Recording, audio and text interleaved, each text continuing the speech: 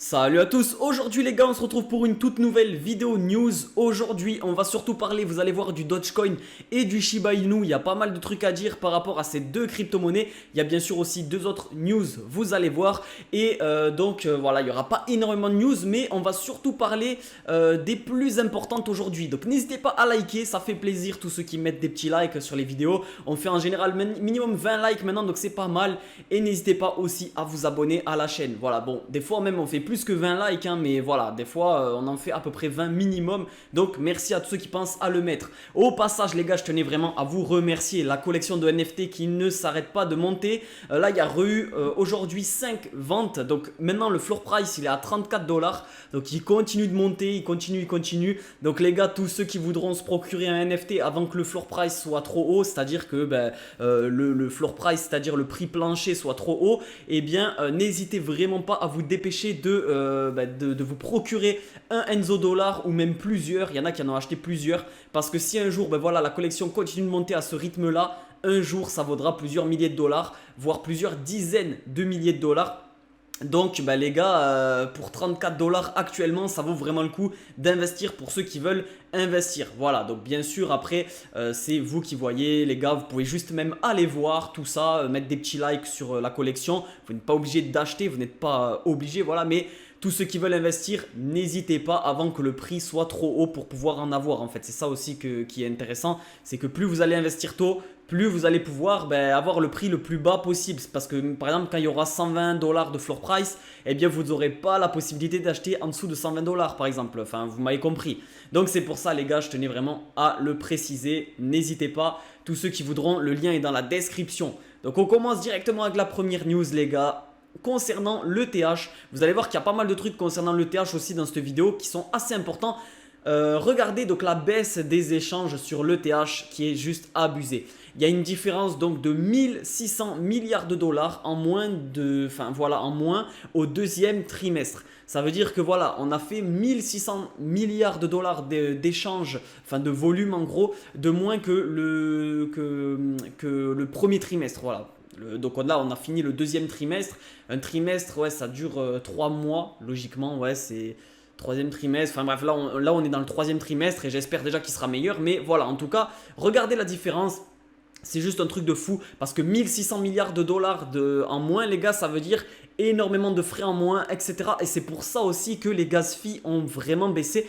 Donc de côté, c'est bien aussi, les gaz fees ont énormément baissé. Maintenant, les frais de transaction sur le RC20, ils sont très bas. Donc ceux qui veulent justement aller sur OpenSea, faire des achats ou même sur Uniswap, des trucs comme ça, au moins vous avez des frais beaucoup plus bas que le premier trimestre ou même que l'année dernière. L'année dernière, c'était un truc de fou. Même au premier trimestre, en réalité, vous pouviez taper des journées à 200 $ la transaction, c'était n'importe quoi. Enfin bref, quand il y avait vraiment des pics de volume, mais en tout cas voilà, ça fait quand même plaisir aussi que les frais soient plus bas, mais de toute manière quand il y aura un petit peu ETH 2.0, les frais devraient réduire dans tous les cas, donc ça c'est cool.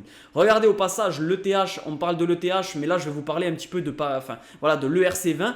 Regardez la différence entre le market cap des NFT et le market cap, VS le price, donc le prix de l'ETH.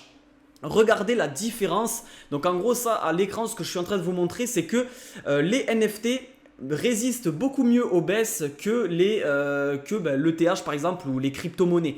Et c'est ça aussi qui est intéressant, moi je vous l'avais dit dans des lives et tout, investir dans des NFT c'est aussi plus intéressant niveau résistance au bear market, etc. Enfin vraiment aux très grosses baisses. Finalement ça résiste beaucoup mieux que le reste, puisque en fait je sais pas vraiment vous dire pourquoi, mais je pense que c'est surtout parce que là c'est pas un prix qui se fixe automatiquement dans les NFT. Voilà, la différence avec une crypto-monnaie, c'est que si un mec décide de vendre une crypto-monnaie d'un coup, le prix se calcule par l'ordinateur, c'est l'ordinateur qui calcule le prix et qui le fixe, alors que là eh bien là vous ne pouvez pas fixer le prix, c'est pas l'ordinateur qui fixe le prix du floor price, donc du prix le plus bas d'une collection, c'est tout simplement les gens, voilà, c'est la personne qui décide de mettre son NFT le plus bas qui décide du floor price. Donc c'est un peu différent et c'est pour ça que je pense aussi que ça résiste mieux aux baisses, parce qu'il y a peut-être moins de gens qui se disent voilà, les gens n'aiment pas vendre en perte, donc ils attendent que ça remonte plus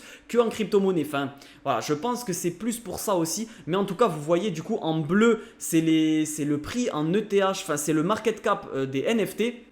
comme vous pouvez le voir. Donc, et la courbe que vous voyez, c'est tout simplement le cours de l'ETH là, qui est actuellement à 1000 dollars, mais là ça correspond à 1000 hein, sur le graphique.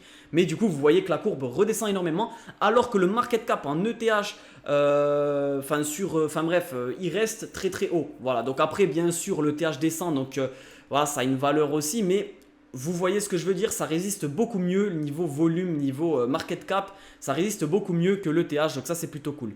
Là on va parler du Dogecoin et du Shiba. Pourquoi on doit parler de ça aujourd'hui? Parce que pour moi ces deux crypto-monnaies peuvent monter dans les prochains jours, voire semaines, voire mois, parce que regardez, les deux ont quelque chose de particulier, voilà. Donc on va commencer avec le Shiba. Donc le Shiba, tout simplement les gars, vous le savez, j'ai fait une vidéo, dans la vidéo d'hier j'en ai parlé. Le Shiba veut tout simplement créer un stablecoin. Voilà, ils vont sûrement créer le stablecoin. Enfin, ils sont en train de le créer. Donc, ce qui va faire que sûrement que le Shiba va prendre de l'importance aussi, puisque on va dire que ça devient des cryptos plus trop meme coin. Hein. Vous voyez, elles commencent à avoir des utilités. Et c'est ça aussi qui peuvent faire monter ces deux shitcoins ou meme coin, vous appelez ça comme vous voulez. Donc la première chose, voilà, c'est que le Shiba va sortir un stablecoin, donc ça peut renforcer le projet Shiba. Vous voyez ce que je veux dire? Ce n'est plus juste une crypto-monnaie qui ne sert à rien. Elle aura son stablecoin, donc ça peut être plutôt utile, voilà, pour des protocoles qui peuvent faire des taux, des API, etc. Donc ça peut être intéressant. Ensuite, le Dogecoin, deuxième information, donc le Dogecoin, lui, c'est plutôt niveau moyen de paiement qui va avoir de plus en plus d'utilité. On a de plus en plus de rumeurs qui disent que les moyennes paiements en Dogecoin vont arriver un peu partout. Il y a déjà des endroits où c'est déjà le cas. Mais voilà, le Dogecoin pourrait servir énormément aux moyens de paiement et ça peut aussi le rendre très utile parce que voilà, c'est les moyens de paiement en crypto-monnaie, ça va être très utile dans le futur à mon avis. Même les banques peuvent se servir de la crypto-monnaie. Enfin, dans le futur, je pense que la crypto-monnaie même sera dans les transactions bancaires, etc. Donc ça peut être très intéressant si le Dogecoin s'y met dès maintenant. Vous voyez ce que je veux dire? Donc voilà, en tout cas, deux informations par rapport à ces deux crypto-monnaies. Bon, là, on n'est pas rentré dans le détail, mais dès qu'on aura plus d'informations, je vous dirai tout dans les vidéos, bien évidemment, ne vous inquiétez pas. En tout cas, voilà, j'espère que cette petite vidéo vous aura plu concernant les deux mêmes coins. N'hésitez pas à me dire ce que vous en pensez dans les commentaires. Voilà, donc le Shiba qui va sortir directement un stablecoin, ça peut avoir une utilité. On va voir s'il est plutôt fiable aussi, il faut voir ça. Et du coup, le Dogecoin qui commence à être utile pour les moyens de paiement. Donc ça peut être très très intéressant. En tout cas voilà les gars, j'espère que cette vidéo vous aura plu, elle était quand même assez rapide, mais vous inquiétez pas, on se retrouve demain à 21 h comme d'habitude. Et aussi, voilà, la collection de NFT, ma collection, elle est dans la description, elle continue de monter les gars, donc n'hésitez pas, saisissez votre chance et n'hésitez pas à investir le plus tôt possible avant que le prix monte trop. Et voilà, sur ce, moi je vous dis à demain, c'était Enzo, ciao ciao.